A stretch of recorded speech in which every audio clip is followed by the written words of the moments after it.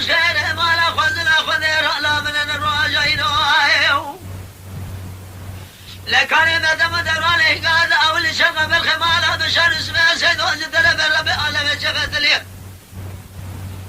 لقوام بالا خذا باب محمد رشيد سلم سوار جمال سوار من ولا سوار داوده إلا لقازة بيدني تقول لابس بقيت خامل الشغل بالخمالة بشر اسمه سيد لقلوا سويدا وخوي ميرا ند شغلي مال ميلاد وكذاك خذا الخير خذت نجابك برشا قريازي إلى ما لا تمراد جبلك وجنا في جبالي يبقى شير بزقل شاكر شبيه فلك ما لا تمراد ومتزوج القبر خمارا سدوج درب الربي عالمي إذا القلوة شلقي شبيدا شمس بري جفت اليو إيو إيو إيو إيو إيو إيو أخو إيو إيو إيو إيو إيو إيو إيو إيو إيو إيو إيو إيو إيو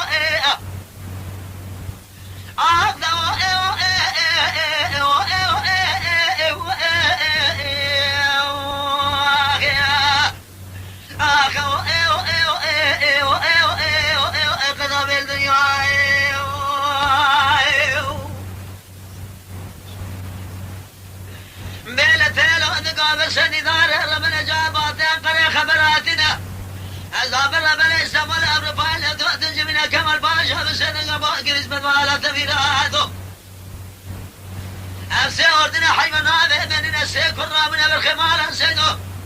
في ساسنا هننا مهمدا تقارن الشام وشزن فزوما ذي بقى شريف الزوق عبد الحميد شقي الشفي